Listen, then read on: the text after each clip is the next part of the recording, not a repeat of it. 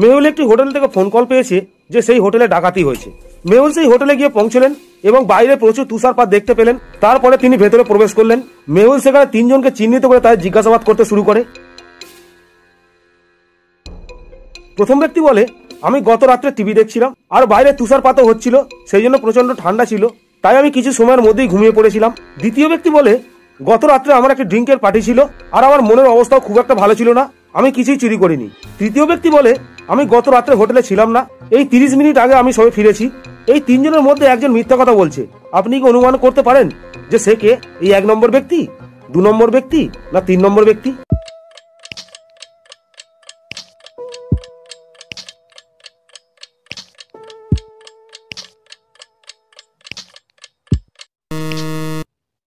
এই তৃতীয় ব্যক্তি বলেছেন যে তিনি 30 মিনিট আগে হোটেলে ফিরেছেন। তিনি যদি 30 মিনিট আগে হোটেলে ফিরতেন তাহলে বাইরে তুষারের উপর তার পদচিহ্ন দেখতে পেতেন, কিন্তু মেহুল সেখানে কোনো পদচিহ্ন দেখতে পায়নি।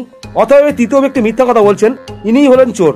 সন্দীপ তার স্টাডি রুমে পরীক্ষার কাগজপত্র পরীক্ষা করছিলেন। পরের দিন সন্দীপের দাসী সন্দীপের স্টাডি রুমে ঢুকে সন্দীপকে মৃত অবস্থায় দেখতে পান। তার মাথায় শক্তভাবে আঘাত করে তাকে কেউ হত্যা করেছে। ঘরটিও অগোছালো অবস্থায় পড়েছিল। দেখে মনে হচ্ছিল হত্যাকারী কিছু একটা খুঁজছিল।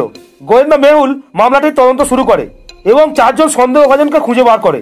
সেই 4 জনের মধ্যে হলো কিয়ারা, স্যাম, বিল এবং লিয়াম।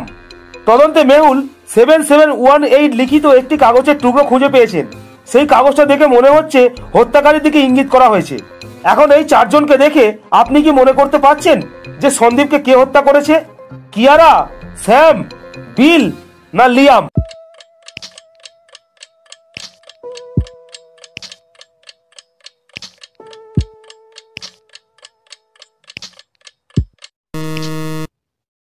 আপনি যদি এই কাগজের টুকরোটি ভালো করে দেখেন তাহলে দেখবেন যে এতে লেখা আছে 7718। এই কাগজের টুকরোটি যদি আয়নায় আপনি ছবিটা ফেলেন তাহলে এই লেখাটা দেখাবে BILL। অতএব এই খুনটি বিল করেছে।